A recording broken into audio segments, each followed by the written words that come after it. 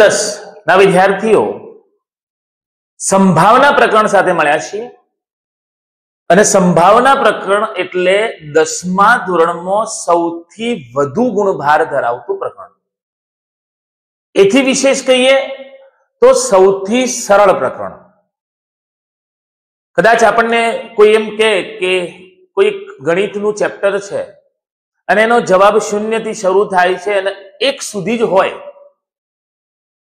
ના તો એ ઋણ જવાબ શક્ય હોય, ના તો 1 કરતો મોટું મૂલ્ય શક્ય હોય, માત્ર 0 થી 1 સુધીનો જવાબ હોય અને એ આખા પ્રકરણના દરેક દાખલાનો જવાબ એટલો જ હોય,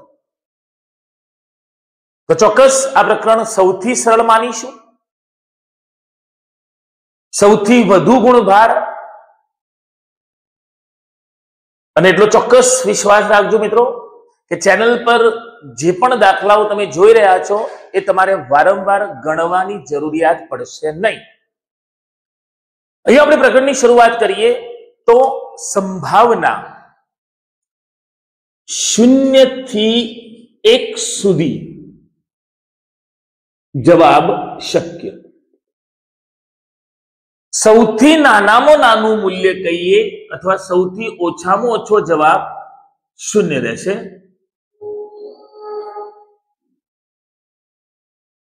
સૌથી મોટો જવાબ તો 1 છે. ન 0 થી નાનો જવાબ શક્ય છે, ન 1 થી મોટો જવાબ શક્ય છે. બે ટૂંકા પ્રશ્નો લઈ લઈએ. એમ કહેવાય કે સનાતન સત્ય ઘટના, કોઈ ઘટના એવી છે કે જે ફરજિયાત બનવાની છે અથવા તો આવું તો થશે જ અને ફરજિયાત થવાનું છે, તો એ ઘટનાની સંભાવના છે 1. જેમ કે સૂર્ય પૂર્વમાં ઉગશે, સંભાવના છે 1. માનો કે અશક્ય ઘટના છે કે દિવસે તારાઓ ચમકશે, તો આ ઘટનાની સંભાવના છે 0. ઓકે, તો એ પ્રમાણે બે ટૂંકા પ્રશ્નો આપણે લીધા. એક ઘટના કે આ ઘટના શક્ય છે અને આ શક્ય નથી.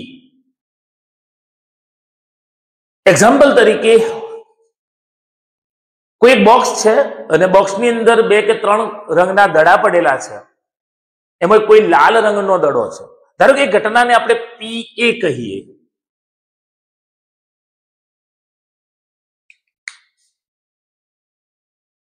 લાલ રંગનો દડો હશે એ ઘટનાને PA કહીએ. યાદચ્છિક રીતે પસંદ કરતો એ દડો લાલ રંગનો છે, ઘટના PA. પ્રોબેબિલિટી શક્ય પરિણામ A.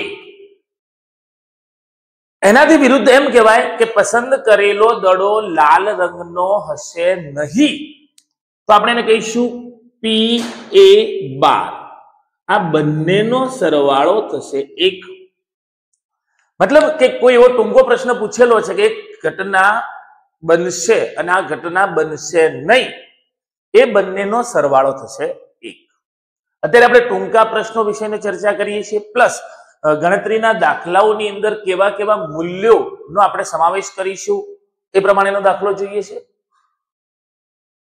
માનો કે એક સિક્કાને 2 વખત ઉછાળવામાં આવે,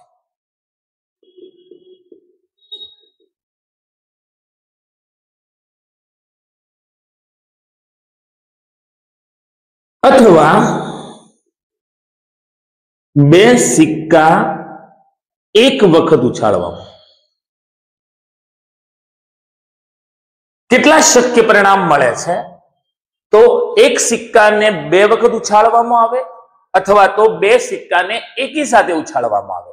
4 શક્ય પરિણામ મળે છે, જેને આપણે છાપ કહીશું H એટલે હેડ, જેને આપણે કાંટો કહીશું ટેલ એટલે T, માટે આપણે છાપ માટે H. શક્ય છે કે બંને વખતે છાપનું નિશાન મળે અથવા બંને વખતે કોટાનું નિશાન મળે, અથવા એવું પણ કહી શકાય કે બંને સિક્કા પર કોટાનું નિશાન મળે, અથવા પ્રથમ સિક્કા પર છાપ અને બીજા પર કાંટો મળે, કે પછી પ્રથમ સિક્કા પર કાંટો અને બીજા સિક્કા પર છાપ મળે. મતલબ કે આ બે સિક્કાની વાત છે તો કુલ શક્ય પરિણામ 4 મળે છે. કુલ શક્ય પરિણામ 4 મળે છે. એ જ પ્રમાણે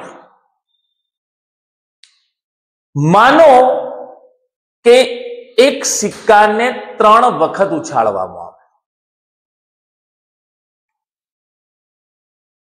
એક સિક્કો 3 વખત ઉછાળતા અથવા 3 સિક્કા 1 વખત ઉછાળતા. જેમ ઉપર આપણે 2 સિક્કા વિશે કહ્યું છે એમ અહીંયા 3 સિક્કા એકી સાથે ઉછાળવામાં આવે અથવા એક સિક્કાને 3 વખત ઉછાળવામાં આવે તો કુલ શક્ય પરિણામ 8 મળે છે. ઉપર મુજબ જ માનો કે 3 વખતે છાપ મળે અથવા 3 વખતે કાંટો મળે કે ત્યાર પછી 2 વખત છાપ અને ત્રીજી વખત કાંટો અથવા 2 વખત કાંટો અને ત્રીજી વખત છાપ. એ સિવાય પ્રથમ વખત કાંટો છાપ અને બંને વખત કાંટો, કાંટો અને બંને વખતે છાપ. આ પ્રમાણે ક્રમમાં જો આપણે પરિણામ લખીશું તો પરિણામ લખવાની અંદર કોઈ ભૂલ નહીં થાય. એ સિવાય પ્રથમ છાપ, બીજો કાંટો, પછી છાપ, એ પ્રમાણે પ્રથમ કાંટો, છાપ અને કાંટો એમ કુલ 8 શક્ય પરિણામ મળે છે.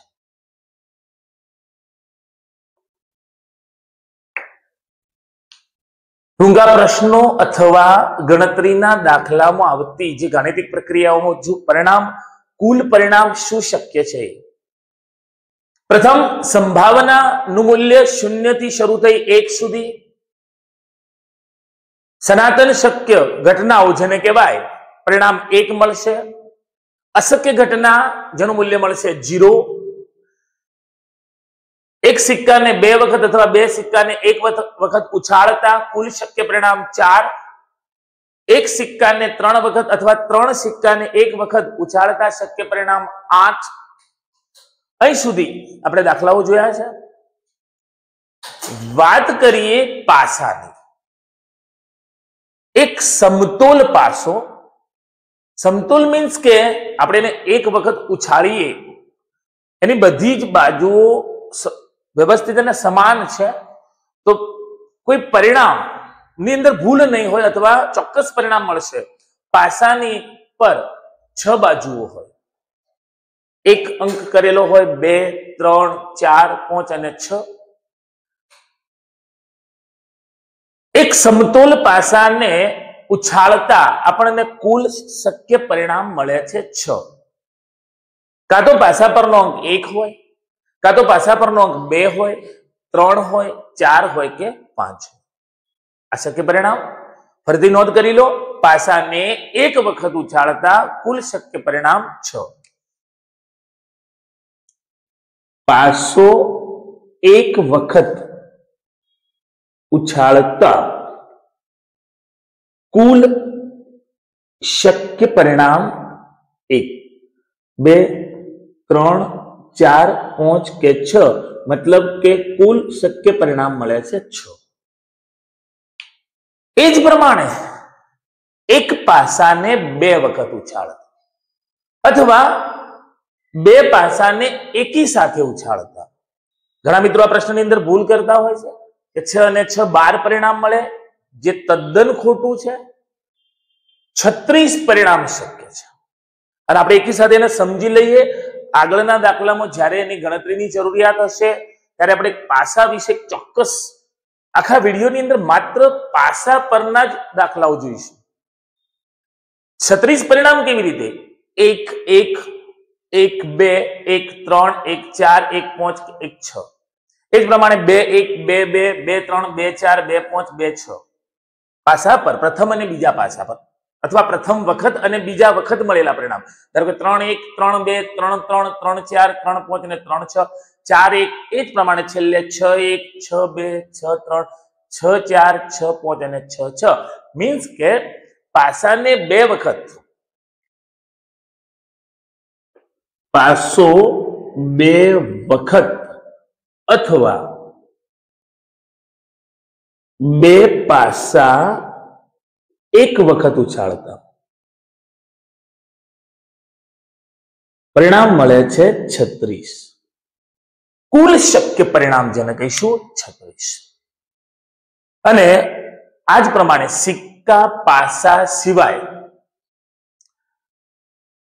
પ્લેઇંગ કાર્ડ્સ જેને એમ કહેવાય કે પત્તાઓ સરખી રીતે ચીપેલા 52 પત્તાના ઢગમાંથી એક પત્તું યાદચ્છિક પસંદ કરતા. તો મિત્રો ઘણા મિત્રોને ખ્યાલ જ હશે કે પ્લેઇંગ કાર્ડ્સ અથવા જે રમતના કાર્ડ હોય છે ની અંદર 52 પત્તા હોય છે.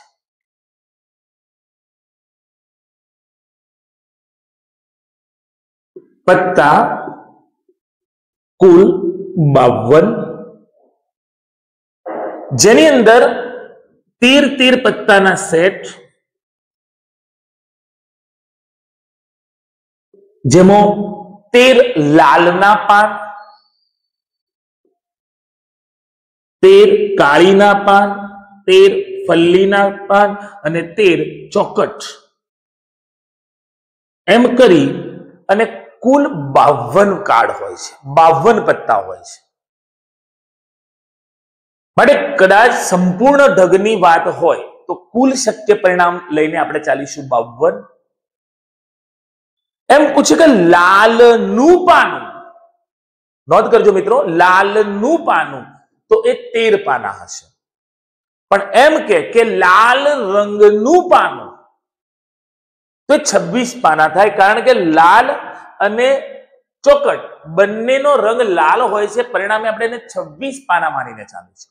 એ જ પ્રમાણે કાળીનું પાનું કે તો 13 પાના અને કાળા રંગનું પાનું કે તો 26 પાના. ઓકે, કુલ શક્ય પરિણામ 52 છે.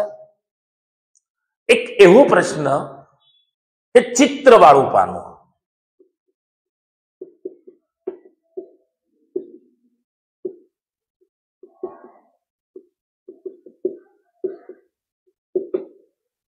ચિત્રવાળા 3 પાના એટલે કે 13 પાનામાંથી લાલની અંદર બાદશાહ, બેગમ અને ગુલામ એમ 3 પાના, બીજાની અંદર 3 પાના, ત્રીજાની અંદર 3 પાના અને ચોથાની અંદર 3 પાના, એમ ચિત્રવાળા કુલ પાનાઓ થશે 12. કદાચ એવો પ્રશ્ન પૂછાય કે સરખી રીતે ચીપેલા 52 પત્તાના ઢગમાંથી એક પત્તું યાદચ્છિક રીતે પસંદ કરવામાં આવે તો એ પાનું ચિત્રવાળું હશે. તો કુલ પાના 52 માંથી ચિત્રવાળા પાના કેટલા? તો 12. તો અંશમાં આપણે લખીશું 12 અને છેદની અંદર આપણે લખીશું 52. એમ પૂછે કે ચિત્રવાળું પાનું લાલનું હોય તો 3/52, ચિત્રવાળું પાનું કાળીનું હોય તો 3/52, અને એ જ પ્રમાણે કદાચ રંગ શબ્દનો ઉલ્લેખ કરે કે યાદચ્છિક રીતે પસંદ કરેલું પાનું ચિત્રવાળું હોય ને લાલ રંગનું હોય તો 6/52, અથવા તો કાળા રંગનું હોય તો 6/52. અહીં આપણે સંભાવનાના ટૂંકા પ્રશ્ન, એ સિવાય પરિણામ શક્ય છે અને પરિણામ શક્ય નથી. મિત્રો અહીંયા જે કામ કર્યું આપણે, એ કામનો ઘણા બધા દાખલાઓમાં ઉપયોગ થવાનો છે. પરિણામે પ્રથમ ભાગની અંદર ટૂંકા પ્રશ્નોને ઇન્ક્લુડ કરી અને જે પણ દાખલાઓ અનુલક્ષી જે મૂલ્યો છે, જેને કહેવાય કુલ શક્ય પરિણામ, સંભાવના શોધવા માટે શું કરીશું? તો ધારો કે કોઈ એક ઘટના થાય છે, એ ઘટનાનું નામ આપણે એ આપીએ. કેવું? તો યાદચ્છિક રીતે પસંદ કરેલો દડો લાલ રંગનો હોય તે ઘટનાને એ કહીએ તો સંપૂર્ણ વિધાન આપણે લખીશું, ઘટનાનું નામ આપીશું એ, પછી આપણે લખીશું કે PA બરાબર પ્રોબેબિલિટી A, એટલે કે ઘટના A ની સંભાવના બરાબર, તો ઉપર ઘટના A બનવાના જે પરિણામ છે, માનો કે 10 દડા હોય તો અંશની અંદર આપણે 10 લખીશું અને કુલ દડાની સંખ્યા માનો કે 50 છે તો કુલ શક્ય પરિણામ આપણે માનીને ચાલીશું કે 50, છેદમાં આપણે 50 લખીશું. આમ દરેક દાખલો ખૂબ જ સરળ છે અને સંભાવનાના આ ટૂંકા પ્રશ્નો બાદ આપણે આગળના ભાગની અંદર સંભાવના લગતા દાખલા સાથે મળીશું.